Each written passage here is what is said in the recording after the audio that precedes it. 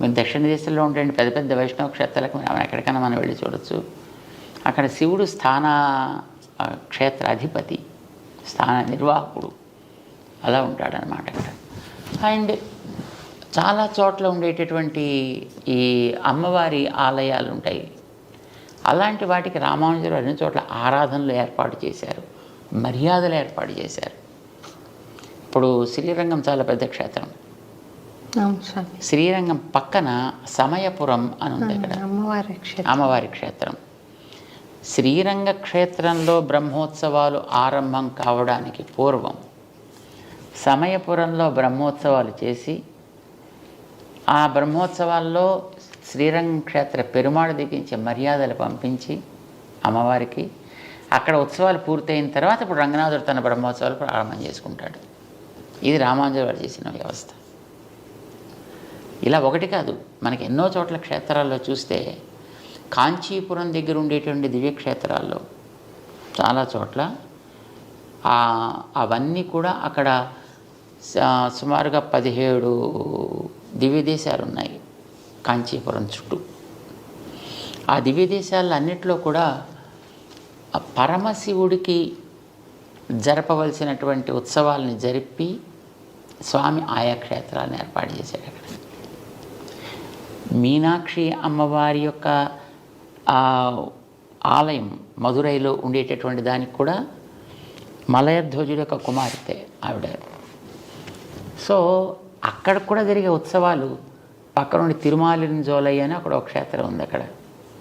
అక్కడ ఉండేటువంటి పెరుమాళ్ళు విష్ణుమూర్తి, ఆయన తనకి చెల్లెలుగా ఆవిడని భావించి ఆవిడికి ముందర ఉత్సవాలు జరిపించి ఆ తర్వాత తన ఉత్సవాలు చేసుకుంటాడు.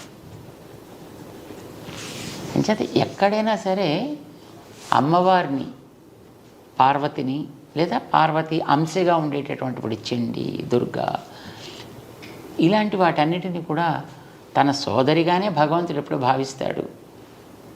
రామానుజుల వారు కూడా ఆ మర్యాదను నిలబెడుతూ ఆయా క్షేత్రాలకి ముందర మర్యాద జరిపి అవి అయిన తర్వాత తమ పెరుమాళ్ ఉత్సవాలు జరిపిస్తుంటారు అన్ని చోట్ల. ఎందుకనంటే శ్రీమద్ భాగవతంలో 10వ స్కంధంలో శ్రీకృష్ణుడు జైల్లో పుట్టాడు మధురైలో. తను తల్లిదండ్రులకి ఇద్దరికి కనిపించి, నేను మీకు పిల్లవాడుగా పుట్టాను, ఎందుకంటే వాళ్ళు పిల్లవాడుగా నువ్వు మాకు పుట్టాలని తపస్సు చేసుకున్నటువంటి వాళ్ళు గతంలో. సో నేను మీకు పుట్టాను కదా ఆయన 4 చేతులతోటి కనిపించాడు ఆయుధాలతోటి. ఓ పుట్టావయ్యా జాతోసి దేవదేవేశ శంఖ చక్ర గదాధర. ఇలాగ వాళ్ళంతా అంగీకరించిన తర్వాత అప్పుడు ఆయన, నేను ఇక్కడ ఉంటే మళ్ళీ మీకు ప్రమాదం చేత నన్ను తీసుకెళ్ళి బలం చోట చేర్చండి, అక్కడ ఒక అమ్మాయి ఇప్పటికే పుట్టి ఉంటుంది, ఆ అమ్మాయిని మీరు తెచ్చుకోండి ఇక్కడికి అని ఆయన ఆదేశించాడు. ఆదేశించినప్పుడు వసుదేవుడు పిల్లవాడిని తీసుకుంటాడు. ఎలా వెళ్ళాలి అని క్వశ్చన్ చేయలేదు. ఇక్కడ భగవంతుడు చెప్పిన ఆదేశం మీద మళ్ళీ డౌట్స్ ఉండాల్సిన అవసరం లేదు అతనికి. చేతి వెళ్ళేటప్పటికి తలుపులు తెరుచుకున్నాయి. అక్కడ ఉండేవాళ్ళతో మత్తులో పడున్నారు. భోరన వాన పడుతోంది, కానీ మీద చుక్క మీద పట్టలేదు. వెనకాతల ఆదిశేషుడు పణాలతో ఉన్నాడు. యమునా నది దాటాలి, మోకాటి లోటులోకి నేల వచ్చేసింది. ఈయన హాయిగా నడుచుకుంటూ వెళ్ళిపోయాడు. దాని మించి ఆ పిల్లవాడిని నందగోపుడికి హ్యాండ్ ఓవర్ చేశాడు. నందగోపుడి దగ్గర ఉండే ఆ అమ్మాయిని తను చేతిలో తీసుకున్నాడు. అప్పటికే ఆవిడ అక్కడ పుట్టి ఉంది. ఆ పిల్లని తీసుకొచ్చి జైల్లోకి మళ్ళీ చేరిన తర్వాత అప్పుడు ఆ పిల్ల కేఆర్మని ఆవిడ ప్రారంభించింది. తలుపులన్నీ మూసేసుకున్నాక కంసుడు వచ్చాడు, తెలిసింది అతనికి. పిల్లని పైకి ఎగరేసి కింద కత్తి పెట్టి దాని మీద కట్ చేసే ప్రవృత్తి అతనిది.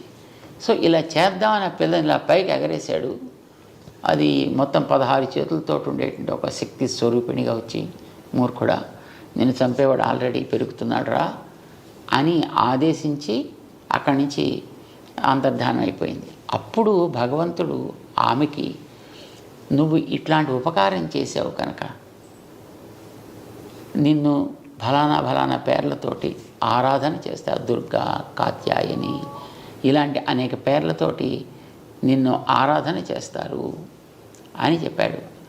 ఇప్పుడు ఆవిడ కృష్ణుడు పుట్టినప్పుడు కృష్ణుడు తర్వాత పుట్టింది అక్కడ.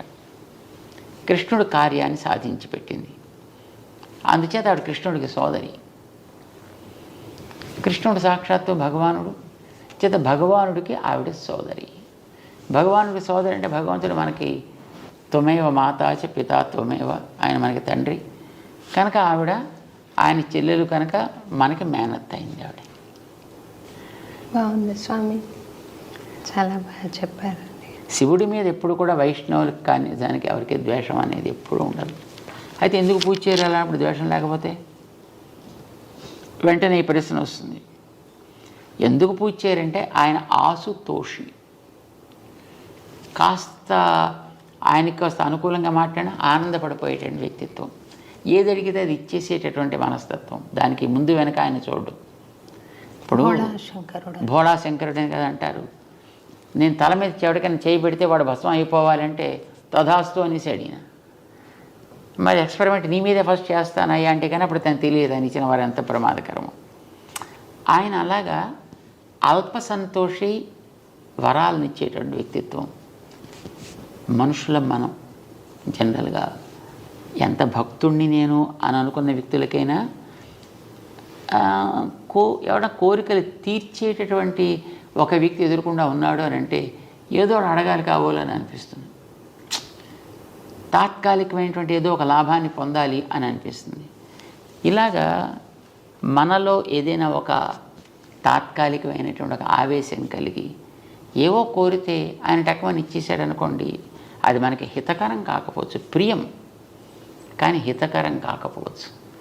సో అలాంటిది ఆయన ఇచ్చినప్పుడు మళ్ళీ మనం ఇంత బతికిన తర్వాత మళ్ళీ ఎక్కడికో మళ్ళీ కిందకి పోవలసి వస్తుంది అనే భయం చేత వైష్ణవులు ఆయన్ని అడగడానికి ప్రయత్నం చేయరు.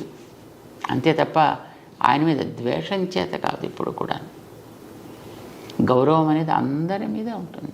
ఆరాధన అందరి ఎందుకు ఉండక్కర్లేదు కదా. ఇప్పుడు ఒక స్త్రీ తన భర్తని ఆరాధిస్తుంది. భర్త గారు అన్నగారు ఉంటారు, భర్త గారి తమ్ముడు ఉంటాడు, భర్త గారి మిత్రులు ఉంటారు. వాళ్ళు ఎవరైనా ద్వేషించదే ఆవిడ ఆదరిస్తుంది. ఆదరణ వేరు, ఆరాధన వేరు. చేత వైష్ణవుడు సాక్షాత్తు శ్రీ మహావిష్ణువు ఆయన అవతారాలు ఏముంటాయో వాటిని ఆరాధిస్తాడు. మిగిలినటువంటి వాళ్ళంతా దేవతలు. ఆ దేవతలందరినీ కూడా చిన్న అతి అల్పమైనటువంటి గ్రామ దేవత దగ్గర నుంచి ఈ దేవతలందరిలోకి అతి పెద్దవాడని చతుర్ముఖ బ్రహ్మ దాకా అందరినీ ఆదరిస్తాడు, అందరినీ గౌరవిస్తాడు.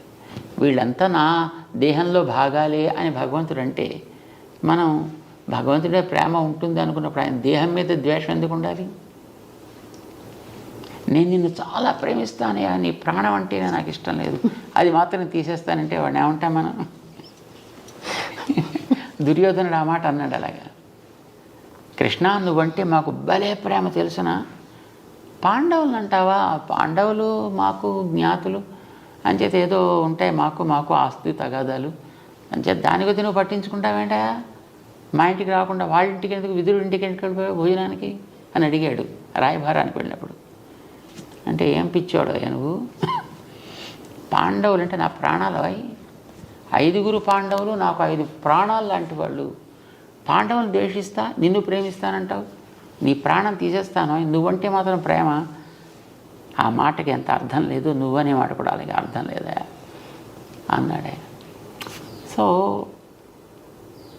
ఎవరైనా సరే మనకి భగవంతుడు దేహంలో భాగాలే అన్నప్పుడు ఎందుకు ద్వేషం ఎందుకు ఉంటుంది? నిజమైన వైష్ణవుడు ఎవ్వడిని ద్వేషించడు. తప్పు చేసేవాడిని తప్పుని ద్వేషిస్తాడు, వ్యక్తిని కాదు. ఎవడైనా చేస్తే అట్లాగా చరిత్రలో మీరు ఎక్కడైనా ఇప్పటిదాకా గమనించండి, ఎవడైనా ఎక్కడైనా ఒక శైవ ఆలయాన్ని విష్ణు ఆలయాల కింద ఎక్కడైనా కన్వర్ట్ చేసినట్టు ఉందా? ఇవి ఎన్నో రకాలుగా మారాయి, వాటిని ఎటు నుంచి ఇటు మారలేవు. స్వామి, విశిష్టాద్వైత మార్గము అద్వైత మార్గము రెండు విభిన్న మార్గాల, ఒకటి రూపాంతరం చెంది ఇలా వచ్చిందా, లేకపోతే 2 మార్గాల ద్వారా కైవల్యం సాధించవచ్చా? ఆలోచనలో కలిగే పక్వతని బట్టి సిద్ధాంతాలు ఉంటాయి. సిద్ధాంతం అనేది ఒక వ్యక్తి యొక్క మానసికమైనటువంటి పరిపాక దశ ఎలా ఉంటుందో దాన్ని బట్టి అది ఏర్పడుతూ ఉంటుంది. ఇప్పుడు ఏదైనా ఒక వస్తువుని చూసి ఇది ఎన్ని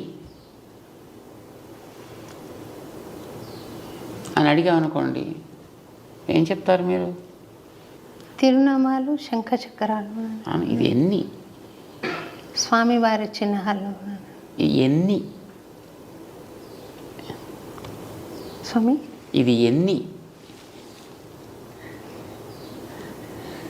3 అని చెప్పవచ్చు స్వామి. నామాలు ఒకటిగా పరిగణిస్తే బేస్ 4, బ్యాక్ కింద సపోర్ట్.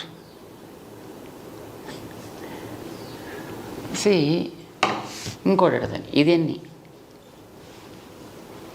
1 గోరు అంతర్భాగం. అంటే అది ఇందులోదా వేరా? గోరును అందులోదే గోరును వేలంటారా ఎవరన్నా? స్వామి. అంటే అప్పుడు గోరు వేరనట్టనా? వేళ్ళలో భాగమే స్వామి. అంటే ఇది ఒకటే మరి ఎప్పుడు ఎన్ని? ఒకటే గోరు skin, bone, blood, flesh, cells ఎన్ని? సో దీన్ని ఒకటి అనొచ్చు. అంశాలను విడివిడిగా చూస్తే వేరు వేరు అనొచ్చు. స్కిన్ వేరు, బ్లడ్ వేరు, బోన్స్ వేరు, బోన్స్లో ఉండేటటువంటి అంశాలు వేరు, బ్లడ్లో ఉండే అంశాలు వేరు. అలా చూస్తే ఇందులో బోల్డ్ అని ఉన్నాయి. ఇది ఒకటి కాదు, ఇది బోల్డ్ యొక్క సమాహారం, కలయిక. సెల్స్ ఉన్నాయి. Cells, there are thousands and millions of cells are there. So ఇది ఎన్నిటి యొక్క కలయిక, కూడుకున్న ఒకటి. కొందరు దీన్ని చూసి ఇది ఒకటంటే ఒకటే అన్నారు కొందరు. ఆ ఒకటి మాత్రమే, ఇంకోటి ఏమి అనడానికి వీల్లేదు. దీని ఏమని అంటే అదంతా ఉత్తిదే. ఇది అద్వైతం. దీన్ని ఒకటి అని ఎలా అంటామండి? బోన్స్ ఎప్పుడు స్కిన్ కాదు, స్కిన్ ఎప్పుడు బ్లడ్ కాదు, బ్లడ్ ఎప్పుడు నెయిల్ కాదు, నెయిల్ ఎప్పుడు హెయిర్ కాదు. ఇవన్నీ వేరే వేరే. అది వేరు తత్వం అయిపోయింది, ద్వైతం అయిపోయింది. రామానుజులు అన్నారు ఇది వేరు అనొచ్చయ్యా, ఒకటి అనొచ్చు. అన్నిటితో కలిసిన ఒకటి. దాన్ని మనం విడివిడిగా చూడాలంటే వేరు. కనుక ఇది వేరా ఒకటా అంటే వేరు అనొచ్చు, ఒకటి అనొచ్చు. కానీ మరి ఎలా చెప్పాలి? అన్నిటితో కలిసిన ఒకటి. ఈ కలిసిన అనడానికి సంస్కృతంలో విశిష్టము అంటారు. విశిష్టం అంటే స్పెషల్ కాదు, విశిష్టం అంటే గ్రేట్ కాదు, విశిష్టం అంటే కలిసిన, కొన్నిటితో కలిసిన ఒకటి. అప్పుడు మీకు ప్రమాదం ఏం లేదు కదా. కొన్ని ఉన్నాయి దీంట్లో, ఎన్ని అంశాలు మీరు చూపించగలిగితే అన్నిటితో కలిసిన ఒకటి. ఇది విశిష్టమైన అద్వైతం. ఒకటే, కానీ ఒక్కటంటే ఏమీ లేని ఒకటి కాదు. ఏదో బ్రహ్మసత్యం జగన్ మిథ్య కాదు, అన్నిటితో కూడుకున్న ఒకటి. ఇది విశిష్ట అద్వైతం. అలాంటి మరొకటి లేదు ప్రపంచంలో, ప్రపంచానికి బయట. కానీ ఇందులో కదిలే ఉన్నాయి, కదలను ఉన్నాయి. సెల్స్ కదిలేవి, స్కిన్ కదలనిది, బోన్స్ కదలనిది. కదిలేవి, కదలనివి ఈ రెండితోటి కూడుకొని ఉంది ఇది. కదిలే వాటిని చేతనాలు అన్నారు, కదలని వాటిని అచేతనాలు అన్నారు. ఈ చేతన అచేతన విశిష్టం, వాటి కలిసి ఉన్నది ఒకటి. ఈ లోపల ఈ వేలు అని పిలవడానికి ఆధారమైనటువంటి ఒక షేప్ ఏదో ఉంది దీనికి. దాన్ని బట్టి మనం దీన్ని వేలు అని అన్నాను. దీన్ని ఎందుకు వేలు అనరు? దీన్ని ఎందుకు వేలు అనరు? లేదు దీన్ని ఎందుకు చెయ్యి అనరు? సో దాని ఆకృతి విశేషాన్ని బట్టి, దాని యొక్క యాక్టివిటీని బట్టి, దాని యొక్క స్వరూపాన్ని బట్టి ఒక్కొక్క దానికి ఆయా నామ నిర్దేశం చేశారు. దానివల్ల దీనికి వేలు అని మనం పేరు పెట్టుకున్నాం. దీనికి ఆ వేలుత్వం అనే దాంట్లో ఉంటుంది. అది మొత్తం దీంట్లో అంతటా ఉంటుంది. ఇందులో ఉండే చేతనాలకి వర్తిస్తుంది, ఇందులో ఉండే అచేతనాలకి వర్తిస్తుంది, దీంట్లో ఉండే నడిపే శక్తికి వర్తిస్తుంది, మూడిటికి వర్తిస్తుంది. ఎందుకంటే ఇది మూడితోటి కలిసేప్పుడు ఉంటుంది కనుక స్కిన్గా ఎముకలుగా విడదీయగలమా? మళ్ళీ విడదీసి మళ్ళీ సెట్ చేసేసి మళ్ళీ మనం వాడుకోగలమా? నో. సో ఇది మనం జ్ఞాపకం పెట్టుకుంటే విశిష్టాద్వైతం ఉంటామని తెలిసిపోయినట్టే. మరి ఇప్పుడు అద్వైత మార్గంలో సాధన చేస్తున్న వాళ్ళకి పరమావధి ఎప్పుడు ఉంటుంది? ఎక్కడ వాళ్ళకి పరమావధి అనేది వాళ్ళు ఏం కోరరు కదా. అద్వైతం అనేటటువంటి దాన్ని తెలిసినటువంటి వ్యక్తి కోరుకునేది ఇక్కడ ఉండేటటువంటి బంధము పోవుట. తర్వాత తను ఎక్కడికో వెళ్ళాల్సిందంటూ ఏం లేదు. ఎందుకంటే వాళ్ళకి ఏది వేరే ఇతరత్ర ఏది బ్రహ్మమే ఉంది. ఇక్కడ బ్రహ్మకి ఇక్కడ కేవలం ఒక అడ్డు ఒకటి ఏర్పడింది. ఈ అడ్డు తొలగితే బ్రహ్మమే. అది సత్య మార్గం అంటారా? అది సత్యము అసత్యము ప్రశ్న కాదు. ఆలోచన ధోరణిలో అదొక విధానం. అంటే యాంగిల్ మారిందంటారా? యా, దాన్ని మనం డిఫరెంట్ పారామీటర్స్ నుంచి మనం చూస్తున్నాం. తత్వం ఇప్పుడు తత్వమే. మనం అంగీకరించకపోయిన తత్వంలో మార్పు అయితే ఉండదు. తత్వం ఇప్పుడు సూర్యుడు ఇప్పుడు అలాగే సూర్యుడుగానే ఉంటాడు. కొంతమంది ఆ సూర్యుని గోడవని గుర్తిస్తారు, కొంతమంది దాన్ని నారాయణుడు అని గుర్తిస్తారు, కొంతమంది దేవత అని గుర్తిస్తారు, కొంతమంది ఒక శక్తిని గుర్తిస్తారు. That's okay. నువ్వు ఏమనుకున్నా, నువ్వు ఎలా చేసుకున్నా, ఏ రకమైన ఉపాసన నువ్వు చేసినా ఆయనలో అయితే మార్పే ఉండదు. ఇది వెళ్ళా సూర్యుడే మార్చలేదు. అది సూర్యుడులాగే he remains as it is. That's okay. మీరు ఎలా అనుకున్నా దానికి ఆయనకేం అభ్యంతరం? మన తెలివిలో అభ్యంతరాలు ఉంటాయి. మన తెలివిలో వికాసము అనేటటువంటిది ఎంతవరకు వచ్చింది దాన్ని బట్టి మన అవగాహన కూడా పెరుగుతూ ఉంటుంది, తరుగుతూ ఉంటుంది. సో ఎన్ని రకాలుగా చూడొచ్చు అనేది మనకి మహానుభావులు చెప్పారు. ద్వైతంతో చూడొచ్చు, అద్వైతంతో చూడొచ్చు, విశిష్టాద్వైతంగా చూడొచ్చు, శుద్ధాద్వైతంగా చూడొచ్చు, భేదాభేదంగా చూడొచ్చు. So all these are different ways of schools of thought. They can reach the ultimate.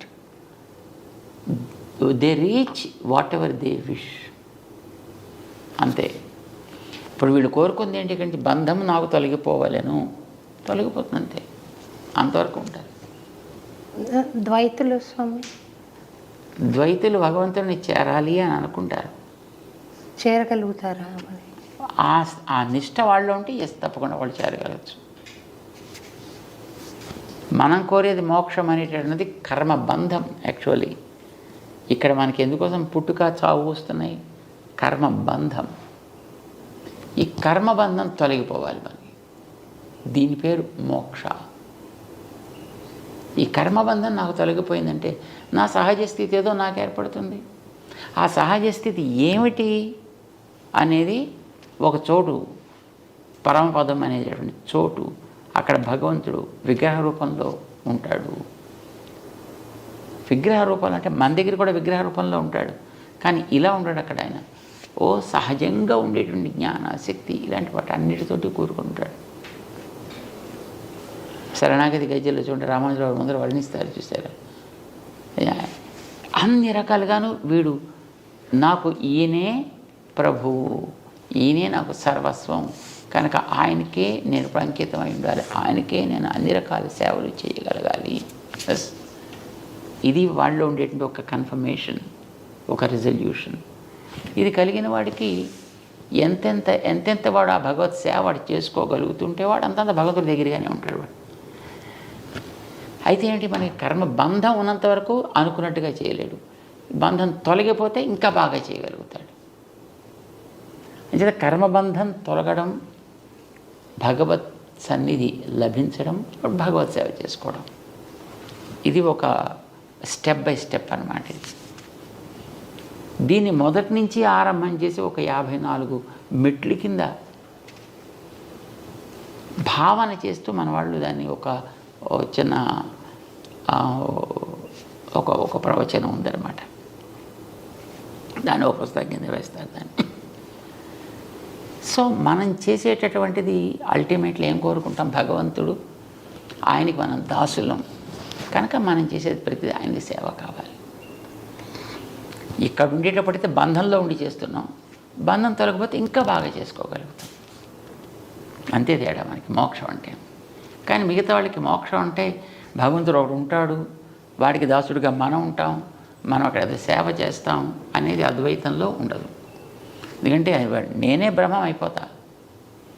ఇప్పుడు దీపం ఆరిపోయింది ఇక్కడ, ఎక్కడికి వెళ్ళింది అది? మన వాళ్ళు ఎవరో చూసి వచ్చిన కొండెక్కింది అన్నారు.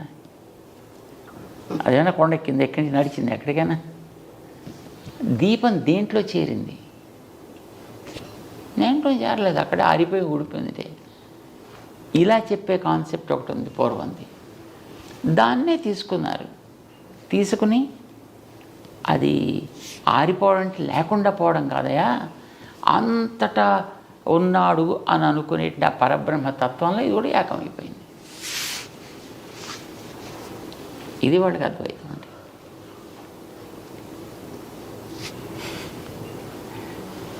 మళ్ళీ కమింగ్ బ్యాక్ టు సాధన స్వామి, ఆచార్య అనుగ్రహం పనిచేస్తుందా, విశ్వాసం ఎక్కువ పనిచేస్తుందా స్వామి? ఆచార్య అనుగ్రహం ఉంటే విశ్వాసాన్ని కూడా బలాన్ని ఇవ్వగలుగుతారు ఆయన. విశ్వాసం లేకున్నా ఆచార్య అనుగ్రహం పనిచేస్తుంది. కానీ ఇప్పుడు ఒక ఇనప మొక్కను తీసుకుని దాన్ని మనం కార్వ్ చేసి అందులోంచి ఒక అద్భుతమైనటువంటి ఒక శిలని, ఒక మూర్తిని తయారు చేస్తున్నాం. దానికి ఏముంటుంది? విశ్వాసం. నీలో తయారు కావాలని ఉంది, చెక్కేవాడిలో నేర్పడతాను ఉంది, వాడు చెక్కాడు. అట్లానే ఆచార్యులు అనేటటువంటి ఒక తత్వం తన అనుగ్రహంతో మనలో యోగ్యత లేకపోయినా మనకి కావలసినటువంటి స్థితిని లభింపచేయగలగచ్చు. ఇప్పుడు ట్విన్ టవర్స్ని వాళ్ళు పడగొట్టారు కదా స్వామి, టెర్రరిస్టులు. వాళ్ళు జిహాద్ అని నమ్ముతున్నారు. ఇది చేయడం ద్వారా అల్లాకి మేము దగ్గర వాళ్ళం అవుతాము, మేము అల్లా దగ్గరికి వెళ్తాము అని నమ్మి చేశారు ఆ పని. ఆ నమ్మకం వాళ్లకు పనికి వస్తుందంటారా? అది పనికిరాందే. అంటే నిష్కారణంగా ఒకడికి హింస అనేటటువంటిది ఎప్పుడు కూడా మన వైదిక సంప్రదాయంలో లేనే లేదు. నిష్కారణంగా ఎవడికి హింస కలిగించినా అది నేరమే అవుతుంది. అది నిష్కారణంగా. ఇప్పుడు ఒక పరిపాలకుడు ఒకడికి దండన విధిస్తాడు, తప్పు చేస్తే మరణదండన విధిస్తాడు. అది వాడి నియమం. వాడు దాన్ని చేసి తీరాలి, వాడికి అవతల వాడి యొక్క దోషాన్ని బట్టి. కానీ నిష్కారణంగా ఎవరిని హింసించడం అనేటువంటిది మన వాళ్ళు ఎప్పుడు ఒక గడ్డి పరచని కోసినా, మన రామానుజులో ఒక శిష్యులు ఒక ఆయన ఉండేవారు, కూరేసులు అంటారు వారిని, కూర తాళ్వాన్ అని అంటారు. ఆకు కోసాడు ఆయన ఒకనాడు తెలియక, దాంట్లోంచి ఆ నీటి బిందువులు జారడం ప్రారంభం చేశాయి. శాప్ అంటాం కదా మనం, ఆ అరిటాకులు కొయ్యగానే దాంట్లోంచి నీళ్ళు వస్తాయి.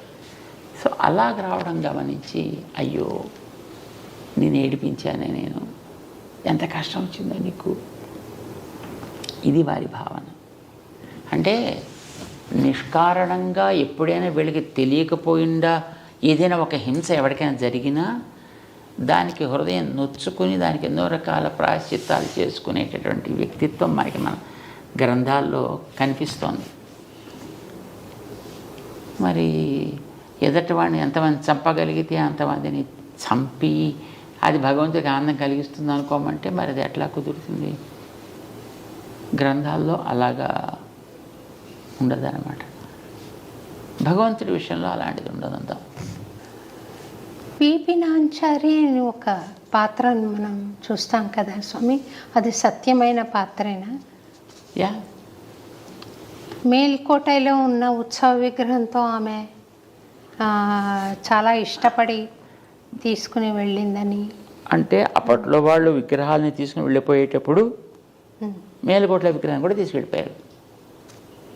తీసుకెళ్ళిపోయారు. తర్వాత వాటిని ఎక్కడో తీసుకెళ్ళి లోపల పారేసుకుంటారు. బస్ అలా ఉండిపోయారు. రామానుజుల వారు ఆ మేలుకోటకి 20 సంవత్సరాల కాలం వెళ్ళారని అన్నాం కదా. ఆ సమయంలో ఒకచోట వారికి ఆ క్షేత్రంలో ఈవేళ పూజలు అందుకుంటుండేటువంటి స్వామి విగ్రహం కనిపించింది. చాలా అందమైనటువంటి విగ్రహం. అది ఎక్కడో గుడి కట్టాలి, ఎక్కడైనా దాన్ని లోపల పెట్టాలి. మూర్తిలో ఏ అవయవ వైకల్యం లేదు అని అంటే అలా ఆరాధన ఆగిపోవడానికి వీల్లేదు. దీనికి ఎక్కడైనా ఒక ఆలయం కట్టాలి. ఎదురు చూస్తూ ఉండే అంతలో తొండనూరు రాజుగారి యొక్క కుమార్తెకి అనారోగ్యం చేసింది. ఎవరు తగ్గించలేకపోతున్నారు. వాళ్ళ వైద్యులు వచ్చారు, ఎవరు తగ్గించలేకపోతున్నారు. పాప ఆయన చాలా దిగులు పడిపోయి కూర్చున్నాడు. ఆయన రామానుజుల వారు వచ్చారని తెలిసి అక్కడ ఉండేటువంటి ఒక ఆయన ఇలా వచ్చారట మహానుభావులు. ఆయన గతంలో ఇలాంటి ఒక బ్రహ్మరాక్షసి ఎవరికో పడితే తొలగించారట, మనం కూడా చేస్తే బాగుంటుందని రాజుగారికి చెబితే రాజుగారు వచ్చి తన విషయాన్ని చెప్పుకుంటే రామానుజుల వారి దయతోటి వారి దగ్గరికి వెళ్ళి ఆ పాపకి పాదంతో రాక్షస విమోచనాన్ని కలిగిస్తారు. వెళ్ళిపోయినందుకు గుర్తేమిటి ఈవిడి పిల్లలోంచి ఆయనకి కూడా వాళ్ళకి డౌట్ వస్తే అప్పుడు ఆ పిల్లకి పట్టినటువంటి ఏదో ఆవేశం ఏదో అది పలికింది. కానీ నేను ఫలానా చెట్టు మీద నేనుంటా, నీ చెట్టు అక్కడ పక్కన ఒక చెట్టు ఉంది, ఇక్కడ రామానుజుల వారి దగ్గర నుంచి నీ పాదం తల మీద పెట్టి నాకు నీ పాద తీర్థాన్ని ప్రసాదిస్తే నేను ఇంట్లోంచి వెళుతూ ఆ చెట్టు కొమ్మని విరిచేసి నేను పెడతా. అది వెళ్ళినందుకు గుర్తు. అంటే రామానుజుల వారు వారికి పాదపూజ చేసుకోవడానికి అవకాశం ఇచ్చారు. పాదతీర్థం తీసుకున్నాక ఆ పిల్ల పడిపోయింది. అప్పుడు రాక్షస విమోచనం కలిగింది. అక్కడ కీటిలోంచి పక్కన చెట్టు కనిపిస్తుంది. అక్కడ ఒక కొద్దిసేపట్లో పెళ్ళమంటూ ఆ కొమ్మ కాస్త విరిగి నేల కూరింది అన్నమాట. సో నిజంగా అప్పుడు వెళ్ళింది. అప్పుడు ఈయన శిష్యులు అయ్యారు, ఆలయం కట్టించారు. ఇప్పుడు రాజుగారి శిష్యులు అయ్యారు కనుక ఇప్పుడు ఆయన కట్టమంటే కడతారు, కట్టించాడు. ఉత్సవ విగ్రహాలు పెట్టాలి. ఎక్కడున్నారంటే తెలియలేదు. కానీ ఉత్సవ విగ్రహాలు ఇదివరకు పెట్టుకునే కిరీటం అయితే మా ట్రెజరీలో ఉంది అని చూపించారు. వజ్ర కిరీటం. మరి కిరీటంలో కూడా ఆరాధన మూర్తులేరి అంటే తీసుకెళ్ళిపోయారు. మనం ఏం చేయలేము. అప్పుడు వాటిని తీసుకొద్దాం, మనం వెళ్ళి అడుగుదాం, మన దేవుడిని మనకేమని అడుగుదాం అని రామానుజుల వారు అక్కడికి వెళ్ళి వారి దగ్గర తీసుకొస్తారు ఆ విగ్రహాలని. మేలుకోటలో జరిగింది ఇప్పుడు ఈ సన్నివేశం. ఆ రకంగా వాళ్ళ దగ్గర నుంచి వెళ్ళిపోయినటువంటి విగ్రహాలు మళ్ళీ తీసుకొని రావడం, తీసుకొచ్చి ఇక్కడ ప్రత్యక్ష చేసినప్పుడు ఆ వీడి దగ్గర ఉండే వజ్ర కిరీటం, ట్రెజరీలో ఉండే కిరీటం పట్టుకొచ్చి పెడితే కరెక్ట్గా మ్యాచ్ అయింది. సో అప్పటి నుంచి ఉత్సవమూర్తులు అక్కడ వేరే ఒక సన్నిధిలో ఉంటూ ఆరాధన అందుకుంటున్నారు. సో మేల్కోటలో ఉండేటప్పుడు వారు ఇట్లాంటి ఆ దోషాన్ని తొలగించి మళ్ళీ అక్కడ పునః ఆలయాన్ని పెట్టారనమాట. అక్కడ దానికి ఆ వజ్ర కిరీటాన్ని అక్కడ సమర్పణ చేశారు. అక్కడ బీబీ నాంచారి ఆ పిల్ల ఇది ఆ సుల్తాను దగ్గర ఎవడైతే తీసుకెళ్ళిపోయాడో వాడు అక్కడెక్కడ వారేశాడు. వాడు అందులోంచి ఏరు తెచ్చుకొని ఆ పిల్ల తన రూమ్లో పెట్టుకుంది. ఆ పిల్లకి ఆ మూర్తి చాలా అందంగా నచ్చింది, ఇంట్లో పెట్టుకుంది. రామానుజుల వారు వెళ్ళినప్పుడు ఆ సుల్తాన్ దగ్గరికి వెళ్ళారు. అప్పుడు ఢిల్లీ సుల్తాన్ దగ్గరికి కొంతమందిని తీసుకుని వెళితే వాళ్ళంతా శుభ్రంగా ద్వాసవర్ధ పుండాలు పెట్టుకుని కోటకు చుట్టూ తిరుగుతుంటే యుద్ధం కోసం వచ్చిన వాళ్ళు లేరు, కానీ పెద్ద సైన్యం గింజంతో వచ్చారు. అంటే దాని మీద ఎంక్వైరీ చేస్తే మేము వచ్చింది రాజుగారి దర్శనం కోసం. వెంటనే సరే లోపలికి రమ్మన్నారు. సో లోపలికి వచ్చిన తర్వాత వాళ్ళు ఈ సన్నివేశం చెప్పారు. మా దేవుడు మీ దగ్గర ఉన్నాడు, మాకు ఇప్పిస్తే తీసుకుని పెడతామండి. ఆ పిల్ల తన రూమ్లో పెట్టుకుందా. రామానుజుల వారు దేవుడిని ఇప్పించమంటే ఆ సుల్తాన్కి నవ్వు వచ్చింది. దేవుడు అంటే అన్నీ తెలిసినవాడు, అన్నీ చేయగలిగినవాడు కదా దేవుడు. ఇక్కడ మా దగ్గర ఎలా ఉంటాడు? ఇక్కడ నిజంగా నువ్వు దేవుడిని అనుకున్నట్టయితే మరి నువ్వు పిలువు, వస్తే తీసుకోండి. అంటే మేము పిలిస్తే ఆయన వస్తే మాకు మీరు అవకాశం ఇస్తారా? బ్రహ్మాండంగా మీకు కావాల్సిన సౌకర్యాలన్నీ చేస్తా, ఏం కావాలంటే మీరు చక్కగా తీసుకెళ్ళచ్చు, వదిలి ఎవడేమో అని అడ్డకుండా ఉండేటో చూసుకుంటా. యేషూర్ రామాదేవుడికి అప్పుడు సభలో కూర్చుని సెల్వ పిళ్ళాయి వారీర్ ఓ సంపత్పుత్రుడా రా అని 3 సార్లు పిలిచేటప్పటికి ఆవిడ రూములో ఆవిడ లంచ్కి వెళ్ళింది. అప్పటికి అక్కడ ఉండేటువంటి ఆ విగ్రహం నేరుగా ఇలా అలా అలా అలా అలా వచ్చి రామాయణంలో కూర్చున్నారు. సుల్తాన్కి ఆశ్చర్యం. వెంటనే ఆయన తన యొక్క పరివారాన్ని అంతటిని కూడా ఇచ్చి వీరికి పంపించారు. ఆ రకంగా పట్టుకొచ్చేసి వీరు గుర్రాల మీద తీసుకొచ్చి మొత్తం ఒక 2 డేస్లో అక్కడ మొత్తం ఆలయంలో ప్రతిష్ఠ అయిపోయింది. యాజ్ యూజ్గా పెట్టేసుకున్నారు. ఆ తర్వాత ఈ పిల్ల వచ్చింది. ఎందుకంటే నాన్నగారి దగ్గర మొట్టమొదటి చెప్పింది, నాన్నగారు ఏం చేయలేదు. సరే అన్నారు, మేము మధ్యాహ్నం ఎవరో వచ్చారే తీసుకెళ్ళిపోయారు, అది నో ఐ వాంట్ ఇట్. సరే మరేం చేస్తారు? ఆవిడ అడిగినప్పుడు రథం గట్రా ఇచ్చి ఆవిడ పంపించారు. రామానుజుల వారు వెళ్ళిన దారిలో. కానీ ఆవిడ చూడు 10 రోజులు అయింది. కానీ రాసపుత్రికి కదా ఆగుతూ రావాలి. సరే వచ్చింది. గుళ్ళో దేవుడు తాను ఆరాధన చేసుకునేటువంటి, తను ప్రేమించినటువంటి, ఆరాధన కాదు వాడికి ఆరాధన ఏం తెలుస్తుంది, తను ప్రేమించిన వ్యక్తి ఎదుర్కొంటూ ఉన్నాడు. అక్కడ వెళ్ళి ఒకసారి నేను తెచ్చేసుకుంటా అన్నట్టుగా అటుపక్కకి వెళితే ఆపేశారు. దీన్ని దాటి వెళ్ళడానికి వీల్లేదు. ఏం చేయాలి? ఆ పిల్ల ఆ మాట తట్టుకోలేక, నేను ఇన్ని రోజులు నా రూమ్లో పెట్టి హాయిగా ఆడుకుంటూ ఉండేటటువంటి ఆవిడ దృష్టి అది బొమ్మే కావచ్చు, కానీ she was so attached to that. దాని దగ్గరికి వెళ్ళకపోయేటప్పటికి అక్కడే దుఃఖంతో కూలిపోయినది, చనిపోయింది.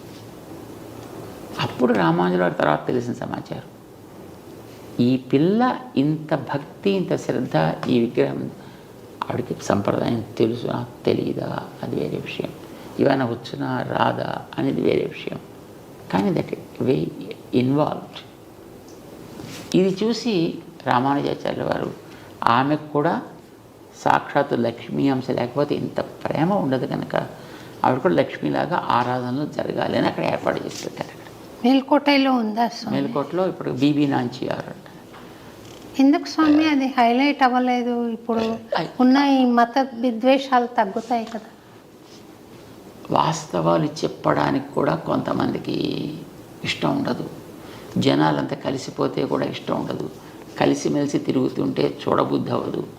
వాళ్ళ రొట్టి బాగా వేగాలి అని అంటే వీళ్ళు కొట్టుకుంటూ ఉంటే వాళ్ళకి they have their own activities continue.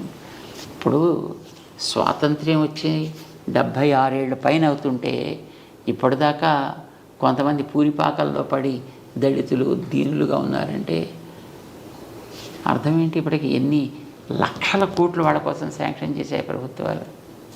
ఏమైపోయావంతా? అవన్నీ ఇచ్చుంటే వాళ్ళకి అసలు ఇప్పటి బ్రహ్మాండ భవనాల్లో వాడుతూ ఉండాల్సిందే, అలా పూరిపాకలే ఉండకుండా ఉండాల్సింది అంటే ideologically that's good, that's utopian ideology, right. కానీ అది కనుక లేకపోతే వీళ్ళకి రాజకీయంగా నిలకడ ఉండదు. అంచేత వాళ్ళు మెయింటైన్ చేస్తూ ఉండాలి ఎప్పుడు. ఒక చిన్న భక్తురాలిగా నేను ప్రచారం చేయొచ్చా స్వామి ఆ కథ? చక్కగా చేయాలి. మన ప్రైమ్ మినిస్టర్ గారే చెప్పారు రామానుజుల వారి విగ్రహాన్ని ఆవిష్కరించడానికి వచ్చినప్పుడు. ఇక్కడ వచ్చి చెప్పారు కానీ అన్ని చోట్ల చెప్పాలి కదా. అన్ని చోట్ల అవసరం ఎక్కడ వస్తే అక్కడ చెప్తారు, దానికే ఉంది. ఇప్పుడు రామానుజుల వారి స్టాంప్ రిలీజ్ చేశారు ఢిల్లీలోనే, వారి భవనంలోనే చేశారు. బ్రహ్మాండంగా చెప్పారు అప్పుడు దాని గురించి. ఆ రోజుల్లో 1000 ఏళ్ల క్రితం రామానుజుల వారు చేసినటువంటి సామాజికమైనటువంటి విప్లవాలే కాదు, ఆధ్యాత్మిక రంగంలో వారు చేసినటువంటి రెవల్యూషనరీ చేంజెస్, రిఫార్మ్స్, ఇంత పదవి పవరు ఉండి కూడా మా చేతుల్లో మేము వాటిని టచ్ చేయడానికి కూడా సాహసించలేము. అలాంటి గొప్ప గొప్ప అచీవ్మెంట్స్ వారు ఆ రోజుల్లో చేశారంటే చాలా ఆశ్చర్యం అని ఆనందం పొందిపోయాడని చెప్పుకున్నాయి. సో జనాలకు తెలియకపోలే, కానీ తెలిసిన వాటిని పైకి తెలియనివ్వరు. ఎందుకంటే తెలిస్తే మళ్ళీ జనం అంతా అలాగే అయిపోయి కలిసిపోయి జనం అంతాను వీళ్ళంతా ఉండిపోతే ఇంకా తర్వాత వాళ్ళకి ఇంక చెప్పడానికి ఏముంటుంది. సో రోగికి మందు ఇచ్చేస్తే ఇంక మళ్ళీ తన దగ్గర రాకపోతే తన ప్రాక్టీస్ పోతుందనుకునే డాక్టర్ చూడండి ఆ రోగాన్ని జీవితాంతం మెయింటైన్ చేస్తారు, డయాబెటీస్ లాగా. సో ఇలాంటి వాళ్ళు మెయింటైన్ చేస్తున్నారు. కానీ నిజానికి రామాంజులు వారు ఆ రోజులో చేసిన ఉపకారం చాలా అద్భుతం అన్నమాట. అందరినీ కూడా ఒక ప్లాట్ఫామ్ తీసుకురాగలిగారు కదా ఆయన. అందరూ కూడా భగవంతుడితో సమానమే అన్నారు కదా. ఒక మాల వ్యక్తికి తన గురువు గారు అంతిమ సంస్కారం చేయడం తన కన్నులతో చూశాడు ఆయన. చేత మనకి సాంప్రదాయకులలో ఏ రకమైనటువంటి చికాకులు ఉండవు, లేవు. కానీ అందరికీ తెలియడానికి తెలియచేయాల్సినటువంటి స్థాయిలో ఉండేవాళ్ళు తెలియజేసే ప్రయత్నాలు చేయటం లేదు. మిగతా వాళ్ళు చెప్పేది కొంతవరకు పెడతాయి. మాస్లోంచి వెళ్ళడానికి కావాల్సినట్టుగా ఉంటే అది ఎక్కువ మందికి రీచ్ అవుతుంది. ఈ ఆధునిక యుగంలో కులం యొక్క ప్రాముఖ్యత ఏమైనా ఉందా స్వామి? వేస్టా? కులము అనేటటువంటిది ఒక స్కిల్ని బట్టి వచ్చినటువంటిది. ఇప్పుడు వ్యవసాయం చేసేటువంటి ఒక రైతు ఉన్నాడు అనుకోండి, ఆ రైతు యొక్క పిల్లాడికి 6 ఏళ్ళు 7 ఏళ్ళు వయసు ఉండే పిల్లాడికి కూడా తండ్రి వెంట వెడుతూ ఉంటాడు కనుక అతనికి తెలుస్తుంది ఏ సీజన్లో ఈ గింజలు నాటాలి, ఏ సీజన్లో నీళ్ళు కట్టాలి, ఏ సీజన్లో అక్కడ దానికి తూములు అవన్నీ తెరవాలి, ఏ సమయంలో దానికి కోతలు కొయ్యాలి, ఎప్పుడు ఎట్లాంటి సమస్యలు రావచ్చు, ఎలా కోసి ఇంటికి ఇవన్నీ వాడికి కరతలామలకంగా ఉంటాయి. ఇది స్కిల్ అంటాం, ఇది కులపు ప్రభావం అంటాం. అది వ్యవసాయానికి మీకు ఎగ్జాంపుల్ చెప్పాను. మీకు ఎంఎస్సీఓ లేకపోతే ఇంకోటి ఏదో అగ్రికల్చర్ ఎంఎస్సీ చేసిన వాడిని వెళ్ళి గింజలు నాటరా అంటే వాడికి నాటుడు రాదు, కోత రాదు, వాడికి ఇంకోటి రాదు, వాడు ఏం చేయలేడు. వాడికి చదువు ఉంది, వీడికి పొట్టనిండా అక్షరాలు ఉన్నాయి, కానీ చేతులకి మూమెంట్ లేదు వాడికి. కానీ ఆ కుటుంబంలో ఉండేటువంటి పిల్లలకి లేకపోతే వాళ్ళ బంధువులకో వాళ్ళకి అన్ని స్కిల్స్ వాళ్ళకి వచ్చి ఉంటాయి. దాంట్లో వాళ్ళు ఎక్స్పర్ట్స్గా ఉంటారు. వీడికి బయట చదువు కూడా తోడైతే తాను చేసే పనిని మరింత వేగవంతంగా మరింత ప్రొడక్టివ్గా చేయగలుగుతాడు. కులాలన్నీ అలా వచ్చినవే, ఒక్కొక్కటి ఒక్కొక్క స్కిల్ని బేస్ చేసుకుని అవన్నీ కూడా వచ్చాయి. కానీ ఈ రోజుల్లో ఆ స్కిల్స్ అన్నిటిని కూడా మొత్తం పూర్తిగా దే పుల్ డౌన్. నాకు చాలా సంతోషం కలిగించిన విషయం స్వామి, మీరు ఇళయరాజా గారి కార్యక్రమం ఏర్పాటు చేస్తున్నారని. ఆయనకు అంత సంగీతం అబ్బింది. మనం అనుకుంటున్న అగ్రవర్ణాలకు చెందిన మనిషి కాదు. మీరు పిలిచారు, నాకు చాలా సంతోషం అనిపించింది. ఆయన అంతటి కంపోజర్గా నిరూపించుకున్నాడు అన్ని పాటల ద్వారా. ఇళయరాజా గారు ఒక వాద్య సంగీతాన్ని ఆయన అమర్చినట్లుగా ఇంకెవరు అమర్చలేరు స్వామి. అంత అద్భుతమైన కళ ఉన్న మనిషి ఆయన, టాలెంటెడ్ పర్సన్. మరి ఆయనకి పూర్వులు ఎవరున్నారనేది నాకు తెలియదు. అది భగవద్ అనుగ్రహమా లేకుంటే స్వయం కృషి అంటారా స్వామి? స్వయం కృషి కూడా భగవద్ అనుగ్రహమే స్వామి. మామూలుగా అయితే ఎవరికి ఏది రావాలన్నా భగవద్ అనుగ్రహమే ఉండాలి. లేదండి నేనే కష్టపడి సంపాదించుకున్నాను అంటే, కష్టపడి నువ్వు సంపాదించుకున్నాను అనుకునే నీలో కూడా వాడే కదా ఉన్నది. వాడు ఉన్నప్పుడే నువ్వు పని చేస్తావు, వాడు లేకపోతే ఇది సేవమే కదా. ఆధ్యాత్మిక మార్గం చూస్తే తిరుప్పణాళ్వార్ కూడా హరిజన్. ఇప్పుడు మనం అనుకునే హరిజన్, కానీ ఆయన భక్తి పరమ భక్తుడు. అందుకోసమే భగవంతుడు ఆయన్ని తన దేహంలో కలిపేసుకున్నాడు. ఆయన తనలో అబ్జార్బ్ చేసుకున్నాడు, ఆయన గోదాదేవిని చేసుకున్నట్టుగా. అందుకే ఆయన మన వాళ్ళ ఆలయాల్లో పెట్టి అంత భగవద్గీతను పొందినటువంటి వ్యక్తి సామాన్యుడు ఎందుకు అవుతాడు? అతను చేత శారీరకమైనటువంటి యోగ్యత తెచ్చి పక్కన పెట్టండి, ఆయనలో ఉండేటటువంటి భగవంతుడి యొక్క అంగీకారాన్ని దర్శించండి, ఆరాధించండి. అంచేత మన ఆళ్వార్లలో ఒకరిగా చేశారే. అదే ఎగ్జాంపుల్ మనకి తర్వాత రామానుజాచార్యుల వారి యొక్క గురువు గారు యామునాచార్యులు వారు కూడా అలానే ఒక దళితుడిని తన దగ్గర చేర్చుకున్నారు. తన దగ్గర ఉండేటంటే మిగతా వైదిక విద్యార్థులతో పాటు ఈక్వల్గా అతను కూడా సంస్కారాలు ఇచ్చారు. ఆ ఫ్రెండ్షిప్ తోటే రామానుజుల వారికి గురువుగా ఉండే మహాపూర్ణులు అని ఆయన ఆ హరిజనుడి యొక్క చర్మ సంస్కారాన్ని తను చేశాడు ఆయన. సో కులాలు అనేవి ఉన్నమాట వాస్తవం, కానీ కులాలు పోట్లాట్ల కోసం రాలేదు. కులాలు అనేవి కళని పెంచుకోవడానికి కోసం వచ్చాయి. మనకి కళలు పెరగాలి, కులాలు మనకి అభ్యంతరం కాకూడదు ఎప్పుడూను. కానీ అది సరైనటువంటి రీతిలో ఉపయోగించకపోతే అది ప్రమాదం అవుతుంది. దానికి సరైనటువంటి మార్గాన్ని చూపించకపోతే అది ప్రమాదకరం అవుతుంది. ఇప్పట్లో చూడండి, ఈ రోజుల్లో ప్రతివాడు ఆ కులం పేరు చెప్పుకొని, ఇదివరకు 4-5 కులాలు ఉండేవి, ఇప్పుడు 5-6 వేల కులాలు అయిపోయాయి మొత్తం అంతా. మరి ఎక్కడి నుంచి వచ్చాయమని తెలియదు, ఎందుకు వచ్చాయమని తెలియదు. పోయిన వ్యక్తులు ఆ కళని మనం పోషిస్తున్నామంటే ఆ కళని దారుణంగా నాశనం చేస్తున్నాం, వైజ్ఞానికం అని పేరు పెట్టుకుని. ఇప్పుడు వంశపారంపర్యంగా కొన్ని గుణాలు వస్తాయి, కొన్ని స్కిల్స్ వస్తాయి అని మనం అనుకుంటున్నాం కదా స్వామి. అలాంటి మంచి వంశంలో పుట్టి కూడా ఊహించని పరమ దుర్మార్గ పనులు చేసిన సన్నివేశాలు మనం ఈ మధ్య కొన్ని చూసాం స్వామి. ఎందుకు అలా జరుగుతుందంటారు? వాళ్లకు మామూలు విలన్ లాగా కూడా కాదు, అది అత్యాచారం జరుగుతుంది. ఎందుకు అలాగా? అదే వాళ్ళు పొరపాటున మనుషులే పుట్టారు. వాళ్ళు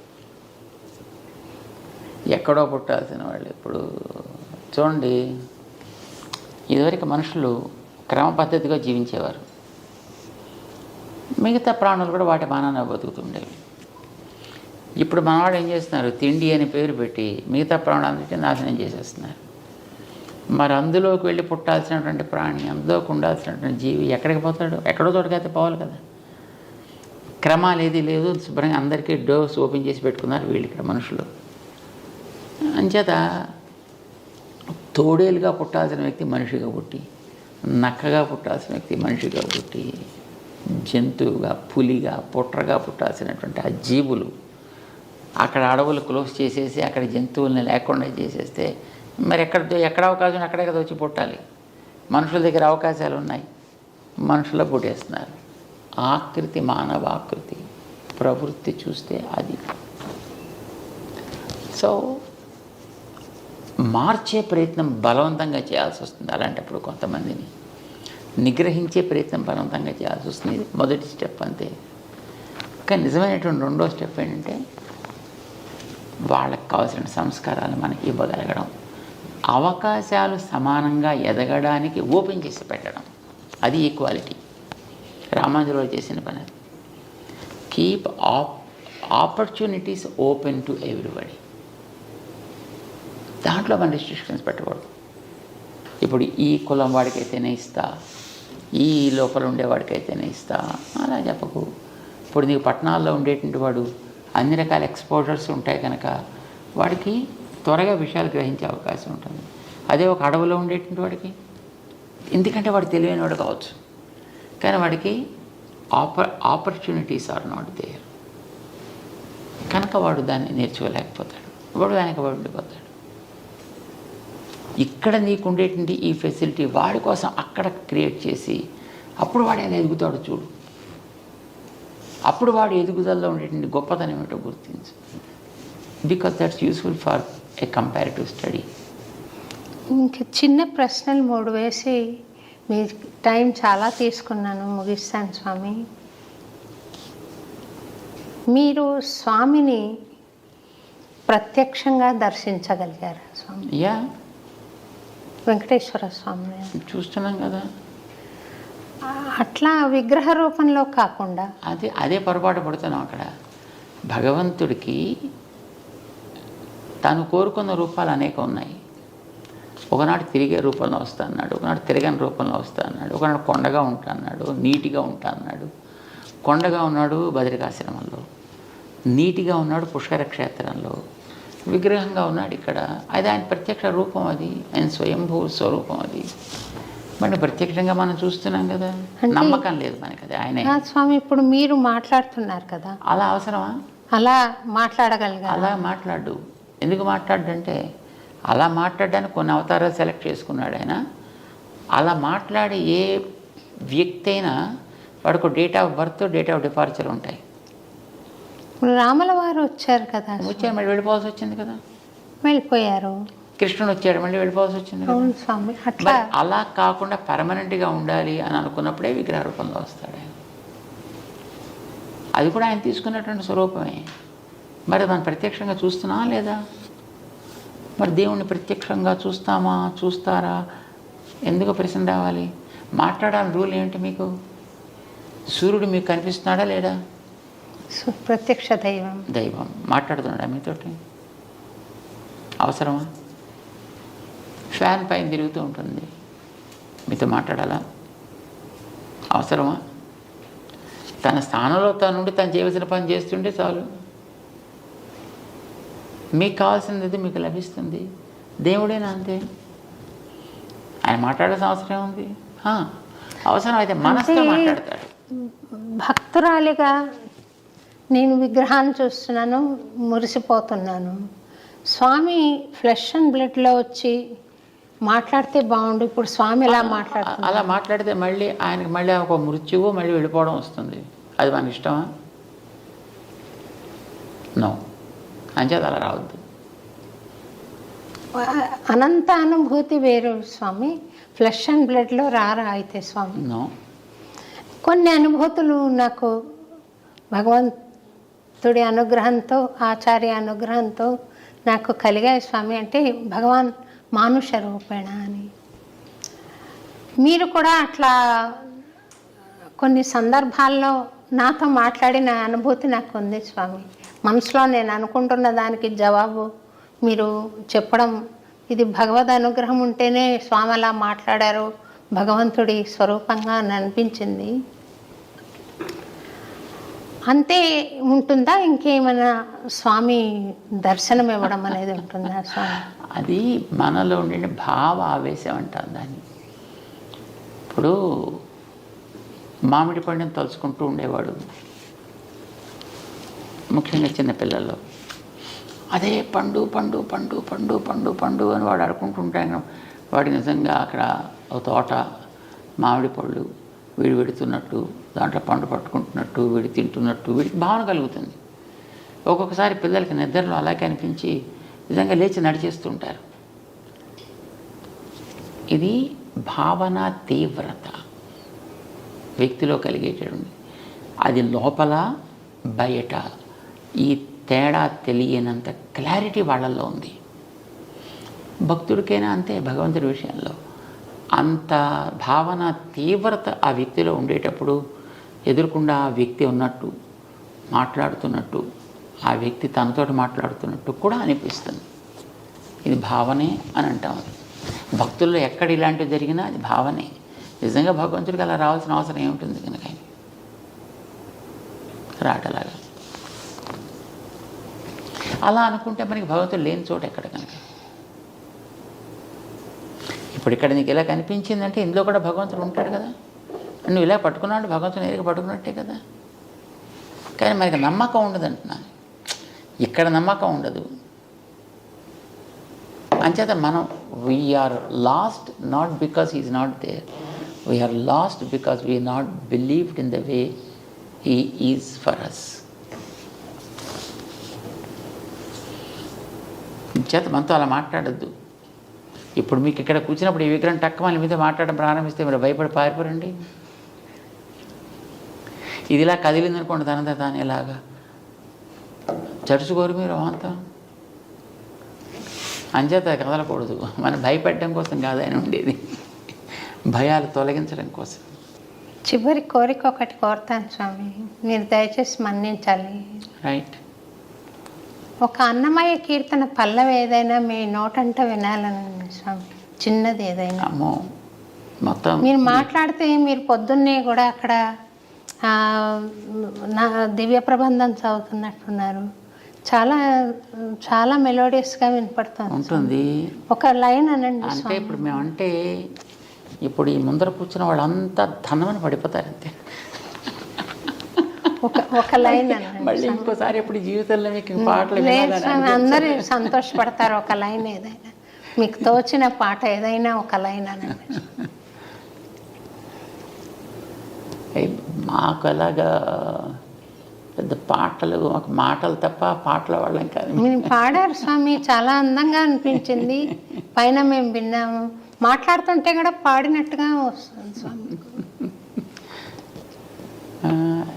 అన్నీ ఇప్పుడు అదిగో అల్లదిగో శ్రీహరిధామము ఇలా ఏదో అంటుంటాం, అంతవరకే తప్ప ఒక లైన్ అనండి. నిజంగా పాడితే ఒక లైన్ లేదు. పాడండి స్వామి, ఒక లైన్ అనండి. మాకు అలాంటి కంఠం లేదు. చక్కగా ఉంది స్వామి, పాడండి పాడండి. అలాగే అనండి స్వామి, అనండి. అదిగో అల్లదిగో. గతులన్నీ ఖిలమైన కలియుగమందున గతి ఈతడే చూపే చూపే ఘన గురుదైవము. చాలా మాకు పాడాలని ఉంటుంది కానీ వినడం మీద ఎక్కువ ఇష్టం మాకు, పాడి భయపెట్టడం కంటే. బాగుంది స్వామి, చక్కగా. మీరు చాలా టైం మా కోసం స్పెండ్ చేసి ఈ కార్యక్రమంలో మాకు తెలియని విషయాలు చాలా తెలియజెప్పారు స్వామి. అనేక ధన్యవాదాలు మీకు, పాదాభివందనాలు చెబుతూ నాకు ఒక చిన్న ప్రశ్న ఇంకొకటి మిగిలిపోయింది స్వామి. ఆడవాళ్ళు వేదం చదవచ్చా చదవకూడదా? పుస్తకాలు బజార్లో ప్రింట్ చేసి ఇస్తున్నప్పుడు చదవచ్చా చదవకూడదా అనే ప్రశ్న ఏమిటి? పైగా బజార్లో ఎవరు కొనుక్కోద్దు అన్నారు, ఎవరు చదవద్దు అన్నారు. కనుక చదవచ్చా స్వామి? హాయిగా చదువుకోండి. వేద పఠనం చేయొచ్చు, నేర్చుకుని చదువుకున్నప్పుడు అదే వస్తుంది, అది పఠనమే కదా అది. అంటే నేను దాని అర్థం మనకేం తెలుసు? మంత్రపుష్పం నేనంటే పర్వాలేదా స్వామి? ఒక దాని మీద మనకి గౌరవం ఉండేటప్పుడు దానికి ఇది నియమము అని చెబితే ఆ నియమం మీద కూడా గౌరవం మనకు ఉండాలి. నాకు వేదం అంటే వల్ల మారిన ఇష్టం అండి, మంచిది. ఆ వేదం తన కోసం ఇది నియమము అని చెప్పినప్పుడు మన నియమాన్ని కూడా ఎందుకు దాన్ని, నీ నియమాన్ని నేను ఒప్పుకోను కానీ నిన్ను నేను ఒప్పుకుంటానంటే దట్స్ ఇర్రిలవెంట్, రైట్?